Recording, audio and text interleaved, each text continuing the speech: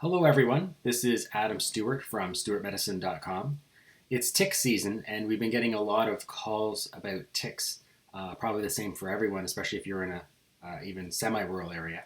And so what I've done is I built some EMR tools that will help streamline patients calling in for tick bites, some tools that both the staff and then the doctor or nurse practitioner would use. So this is a fake patient chart, and this is a general staff toolbar that usually doesn't show up in my view as a doctor, but I just have that displayed here for the sake of demonstration. So again, as shown in other videos, my staff have toolbars that have their own unique buttons unique to their role, so they don't appear for me as the doctor.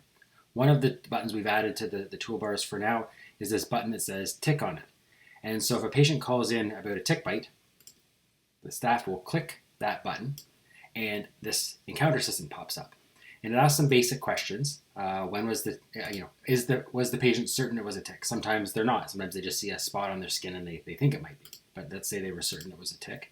When did the patient notice it was a tick? So maybe yesterday after a walk. Is the tick removed now? Drop down options for yes, no, or partially. Maybe they got it partially, but let's just say they got it out here. When was the tick removed? Now that's important because the tick has to be removed within 72 hours.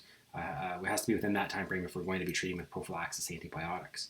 So last night, 5 p.m. or so. How long was the tick latched for? Some drop down options there. Sometimes people are unsure. Sometimes they know for certain it's less than 24 hours. Maybe they guess it's 24, 48 or more. And what happens so let's say they are certain, in this case, that it was less than 24 hours. But as with all the encounter systems that I build, there's a free text box down here for free text details or details that maybe you need to elaborate on. Was the tick engorged? Yes or no? And where on the body? So maybe like left armpit. So then what the staff do is they click, was the tick on, a key decision point is, was the tick on less than 24 hours or more than 24 hours, or if they're unsure. So in this case, they would click less than 24 hours. And what happens is you'll notice that over here, this actually opens up this hidden additional field. I'm just going to expand this for a second, just for the sake of demonstration. I'll show you that when you unclick it, it disappears. If they click more than 24 hours, a different section with some different slightly advice and options appears. So let's, in this example, tick on less than 24 hours. It gives the standard advice and reminds the staff what to advise the patient. It gives in our area, I'm not sure what other areas, but public health is no longer testing ticks because they know Lyme disease is in our area. Standard advice to watch for other symptoms or concerns. And then two other options for the Health Quality Ontario handout. So if they click that, you can't really minimize it, but it brings up the handout that they could reference or give to the patient, or if they were there in person, or a link to my web page that I built a web page. So I'll just bring it over here. Tick bites. I've got a whole bunch of information on tick bites that patients can use and reference.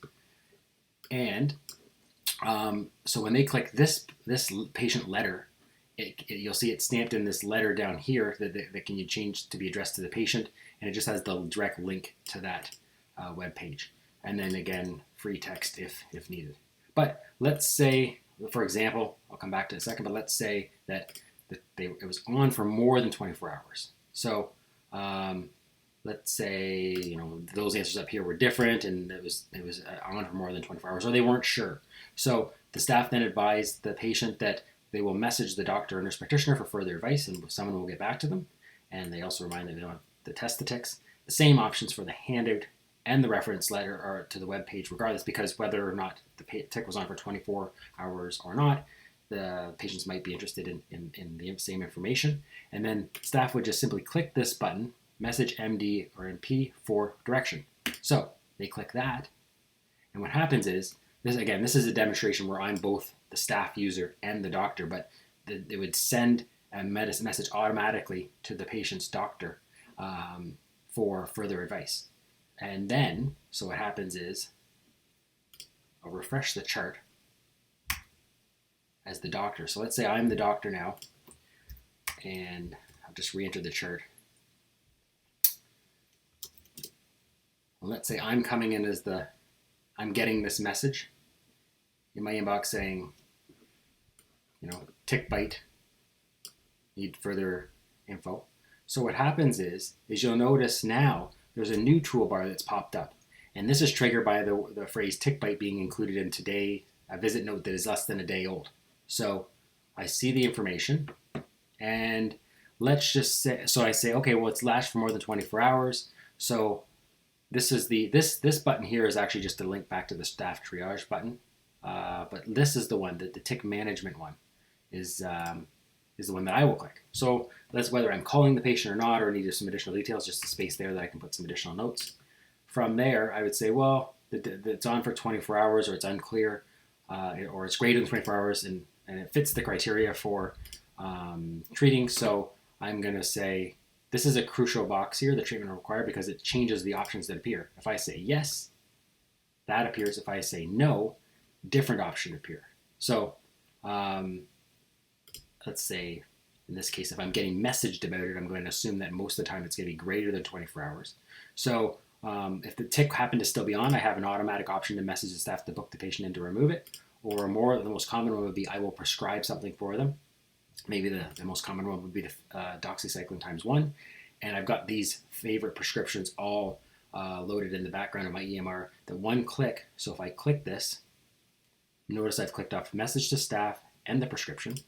So when I finish that Encounter Assistant, with the click, I can address who I'm messaging back to, a particular staff or our general Madoc front staff, and I say okay.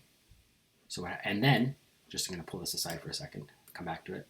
You'll see that with one click, I've sent a message to my staff letting the patient know that I'm going to prescribe antibiotics to be on the safe side and let us know if there's any further concerns. And then you'll notice that I've also got this favorite prescription saved.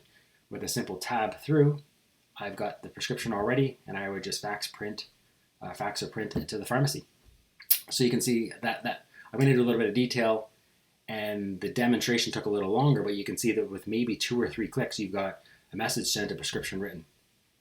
So I think that's pretty much self-explanatory, and hope you found that helpful.